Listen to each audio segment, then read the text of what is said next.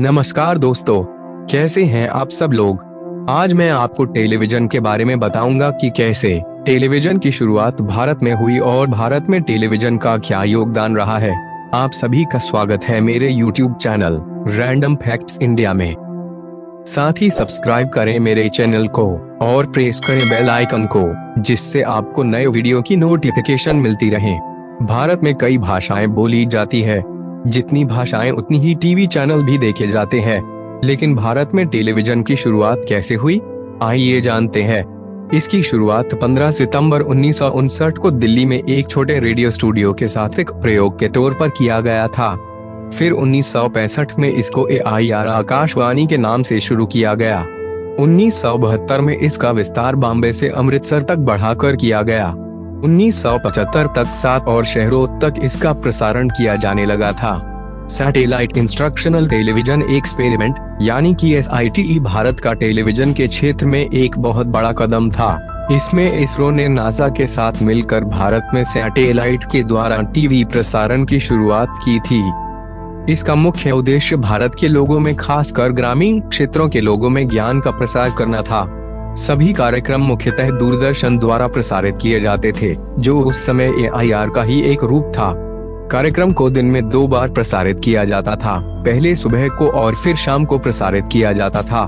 इसमें ज्ञान से संबंधित कार्यक्रम जैसे कृषि, स्वास्थ्य और परिवार कल्याण मुख्य विषय हुआ करते थे।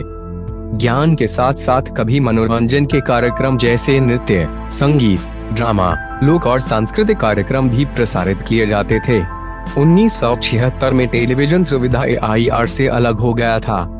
1982 में भारत में राष्ट्रीय प्रसारण की शुरुआत की गई थी। इसी वर्ष भारत में रंगीन टेलीविजन को बाजार में लाया गया था, क्योंकि ये वो वर्ष था जब भारत 9वें एशियन खेलों की मेजबानी कर रहा था। 1980 के दशक में भारतीय टेलीविजन की पहुंच घर घर तक हो चुकी थी। तब केवल एक ही चैनल दूरदर्शन हुआ करता था। रामायण और महाभारत जैसे महाकाव्य उस समय दर्शकों के सबसे मुख्य कार्यक्रम हुआ करते थे। 1984 में एक नया क्षेत्रीय चैनल DD2 को शुरू किया गया था, जिसका नाम बाद में बदलकर DD मेट्रो कर दिया गया था। ये वो समय था जब बड़े शो जैसे बुनियाद, हम लोग, चंद्रकांता और बहुत शो जो लाखों दर्शकों को दूरदर्शन से जोड़े रखता था। 1991 में प्रधानमंत्री नरसिम्हा राव के नेतृत्व में केंद्र सरकार ने इकोनॉमिक एंड सोशल रिफॉर्म की एक श्रृंखला को पेश किया। इस नई नीति के अंतर्गत सरकार ने प्राइवेट और विदेशी प्रसारकों को एक सीमित संचालन के अंतर्गत संचालन की अनुमति दी गई थी। विदेशी चैनल जैसे CNN, स्टार टीवी और प्राइवेट चैनल जैसे GTV, सन टीवी, ETV जैसे कई चैनलों ने भारत में सैटेलाइट प्रसारण की शुरुआत करी। दूरदर्शन जैसे एक चैनल से शुरू करके 1962 से 1995 और उससे भी आगे 70 लाख से ज्यादा दर्शकों के लिए आज भारत में 100 से भी ज्यादा चैनल्स है। 2015 से पहले लगभग सभी टीवी सेट एनालॉग कनेक्शन से चलते थे, जिससे लगभग सभी टीवी खासकर ग्रामीण क्षेत्रों में प्रसारण साफ साफ नहीं दिखते थे। लेकिन 2012 में भारत सरकार ने सभी भारतीय टीवी सेट्स के लिए सेट टॉप बॉक्स लगाने का निर्णय लिया। इससे भारत में डिजिटाइजेशन की शुरुआत हुई। बिना सेट टॉप बॉक्स के कोई भी चैनल नहीं देखे जा सकते थे। 2015 तक भारत पूरी तरह से डिजिटाइज हो गया था।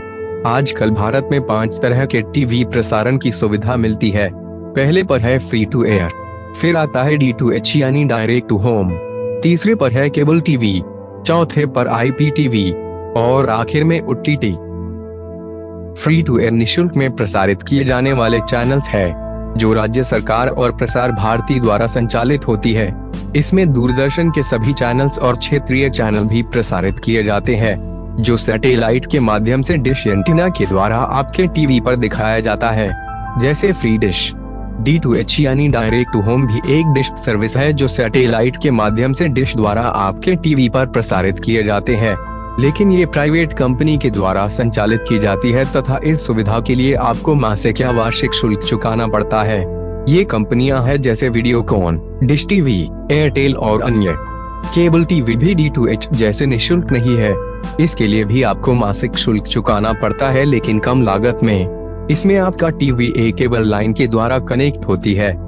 IPTV यानी कि इंटरनेट प्रोटोकॉल टेलीविजन, इसमें आप अपने चैनल्स इंटरनेट के माध्यम से अपने टीवी और कंप्यूटर पर देख सकते हैं। इसके लिए भी आपको शुल्क चुकाना पड़ता है। इंटरनेट टीवी जैसे जियो टीवी और एयरटेल टीवी आदि इसके उदाहरण हैं। OTT यानी कि ओवर द टॉप एक ऑनलाइन वीडियो स्ट्रीमिंग सुविधा है। इसमें आप अपने मनपसंद कार्यक्रम को इंटरनेट या फिर वाईफाई कनेक्शन के द्वारा अपने स्मार्ट टीवी, कंप्यूटर या अपने स्मार्टफोन पर भी देख सकते हैं। इसके लिए भी आपको निर्धारित शुल्क चुकाना पड़ता है। इसमें आप अपने कार्यक्रम किसी भी समय देख सकते हैं, जैसा कि दूसरे सर्विसेज में ऐसा नहीं है। इसके उदाहरण है ZEE5, सोनी लिव आदि।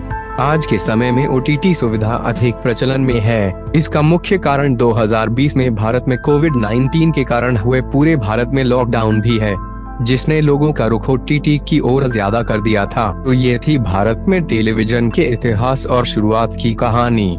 आपको ये स्टोरी कैसी लगी हमें कमेंट सेक्शन में बताएं।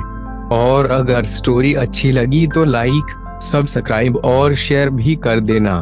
तो अब मैं चलता हूँ, आपसे फिर मुलाकात होगी एक नई कहानी के साथ। तब तक के लिए नमस्कार।